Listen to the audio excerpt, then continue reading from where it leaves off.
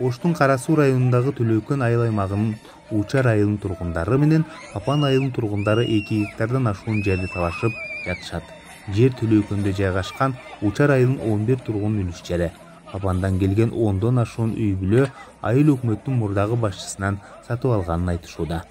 Алар сууга жерге там салып алышканын белгилешип, 2 тарап соттошкон.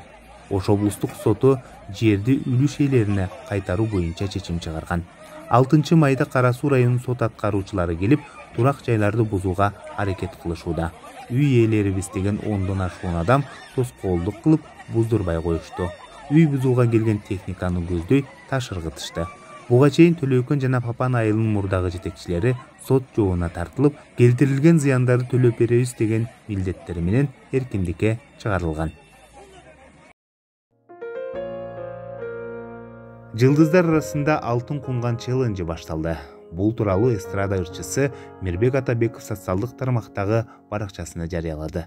Бул челлендж энелерди ыраазы кылуу, батасын алуу максатын көздөйт. Тапшырманы аткарганга аракет кылдым. Энелерди сыйлап билели. 5 энелердин таман астында. Бул челлендж 1 айлык же 1 жылдык эмес, түйлүктүү кала турган челлендж деп билдирди ырчы мырза.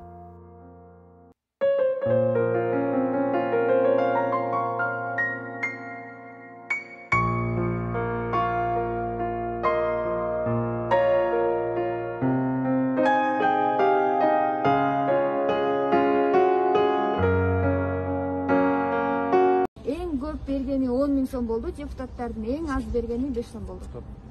Бүгүн 6 майда Баткенге жардам деген элдик штабы Ак үйдүн алдына чогулуп, депутаттардан Баткен элине жардам сурашты.